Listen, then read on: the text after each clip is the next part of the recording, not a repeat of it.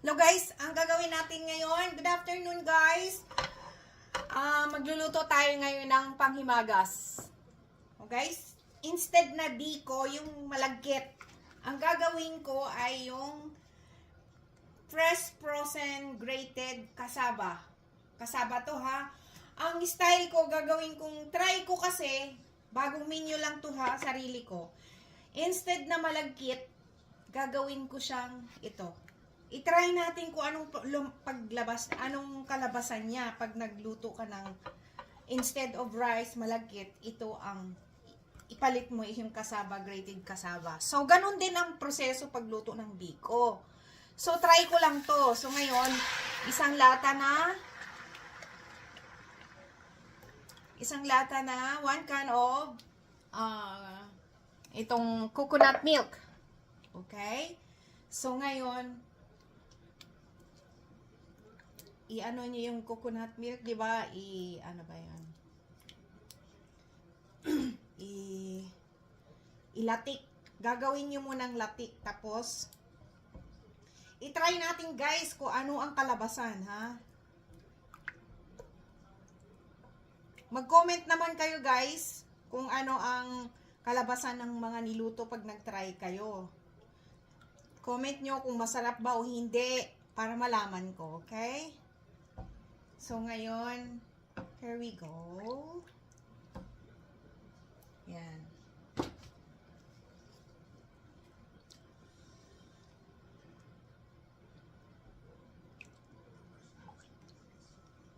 Yan. Gawin nating brown yan. Palatikin mo natin yung, tawag nito, coconut milk. Bago natin ilagay yung sugar. Brown sugar lang guys ha. Kasi isa lang naman, ilang ano ba to? Teka wait lang. 454 grams, isang pack siya.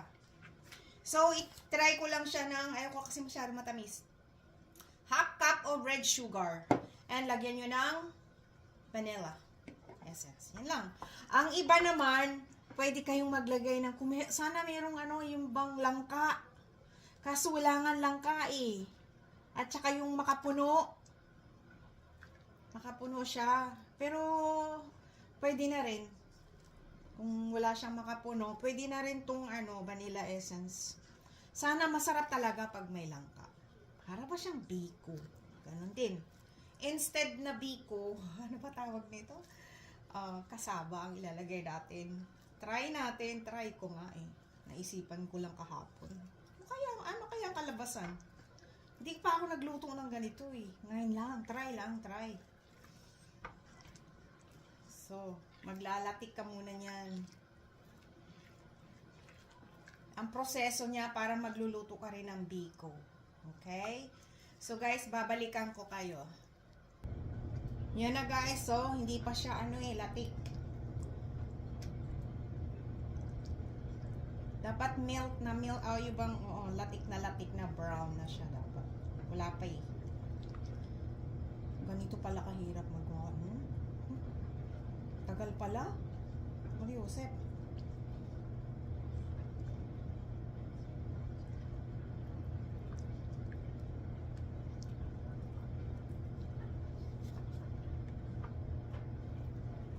Halo ka lang pala dito ng halo. O guys, lagay ko na yung asukal ha. Half cup na asukal lang nilagay ko.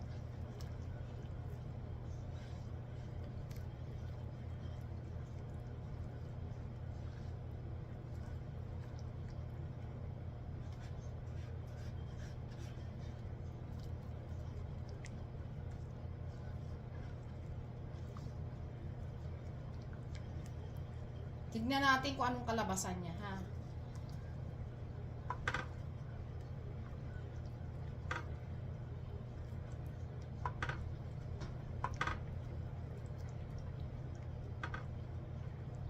Parang iluto mo lang siya sa gata.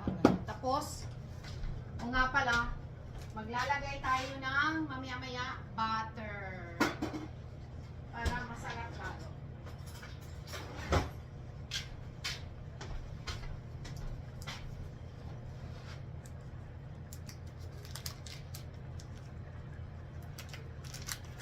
butter, guys. Lagyan natin mamaya pa. Talagang medyo latik-latik na siya, okay? Balikan ko kayo. Guys, ito na siya, oh. Yan, malapot na siya ngayon. Dito na natin ilagay yung kasaba. Wait lang. Before that, maglagay tayo ng, sandali lang.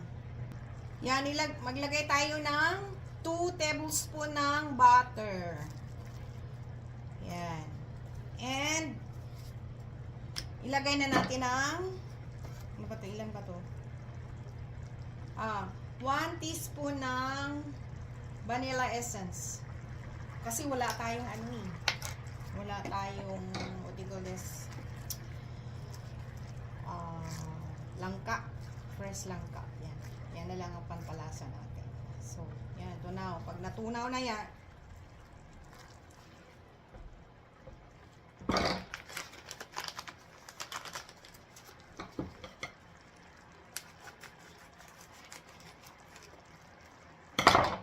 yan na guys ha, hiniwa ko na.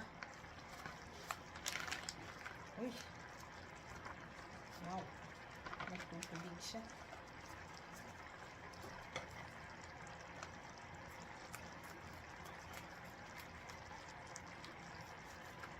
There we go. Yan na. Ito na siya. Ilalagay na natin ang kasaba.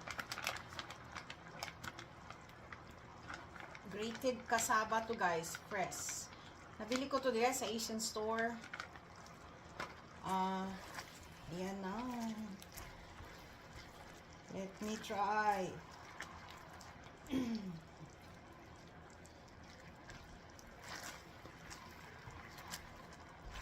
Ano kaya ang kalabasan nito?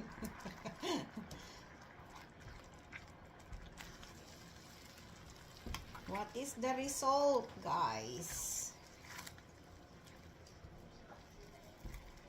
Palulutuin mo tato.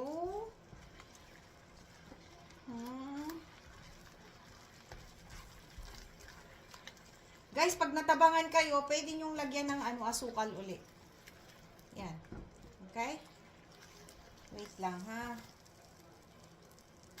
Guys, kita nyo, nalagyan ko ng konting asin ha. Nakalimutan ko sabihin sa inyo earlier. Ayan o, medyo luto-luto na siya. Pag naluto na pala, ganyan ang ano siya, dumidikit din pala. Ano ba yan? Very good. Ang ganda ang result. Yan, palutuin nyo pa. Halo lang ng halo, guys. Yan pala, pag naluto na yung iba, hilaw pa yung iba. Tagal pa lang ito. Guys, tingnan nyo, nag-iba na ang kulay. Nag-brown na siya. Ganun pala yun. Tapos lalo siyang naglagkit. So, ibig sabihin, luto na pala to. Wait lang, baka yung iba hindi pa masyadong, may puti pa siya eh. Para siyang, yung glutinous rice din, ano. Ganun pala yun. Guys, kung meron kayong kasaba, grated kasaba, ganito ang gawin nyo. Ay, so pwede nyo palang ibalot ito sa what do you call this,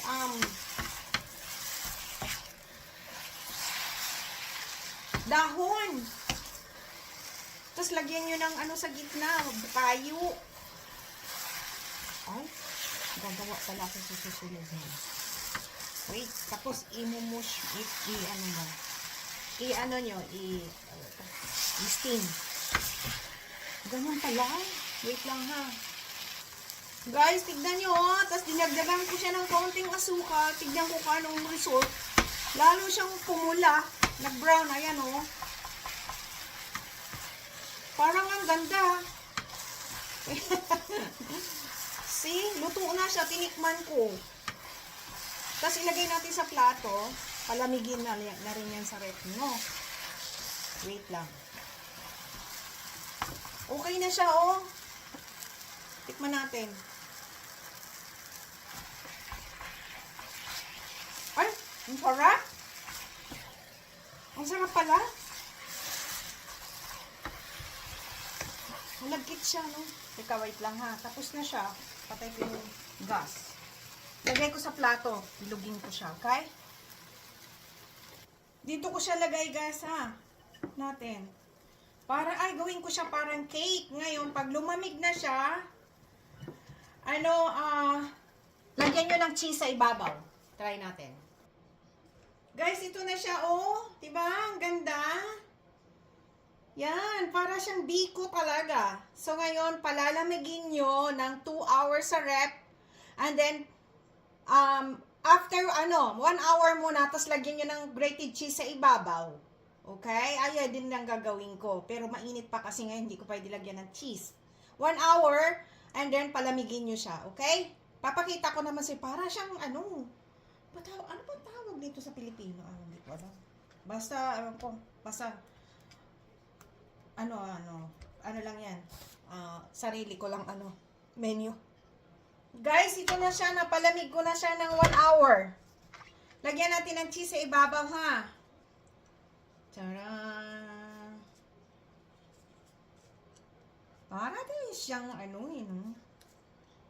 kasaba cake. Yan. Kasaba cake din siya.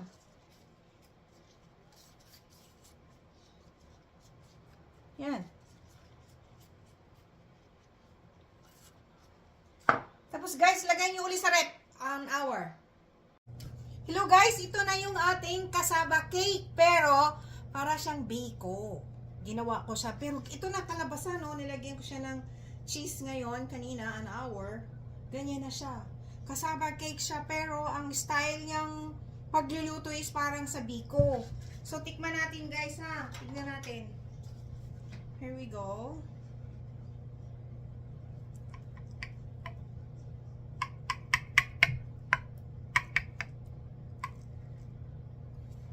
Ano siya? Talagang wala siyang glutinous rice.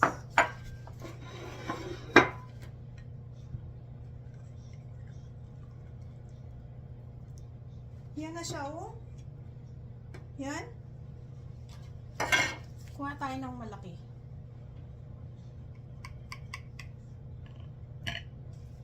Okay. Palit natin dito. Ayan na siya. Ayan na.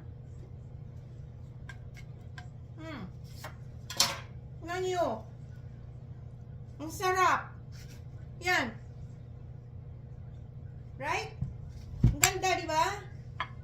So, tikman natin. Ano talaga siya? What do you call this?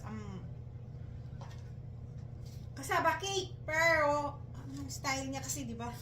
Lutong biko. Try ko, ha? Ang sarap!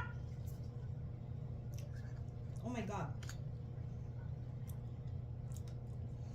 Tama lang guys ang tamis. Pero pwede nyo siyang lagyan ng matamis pa. Kasi ang ginawa ko is half cup ng sugar lang. Pwede nyo lagyan ng 3/4 dadagdagan nyo pa mga 3/4 cup of sugar. Nagdagdag pala ako ng mga 2 tablespoons sa 1/2 cup. Sarap. Bye! Ito na ang ating kasaba cake. Luto sa gata. Para siyang biko. God bless all. Bye!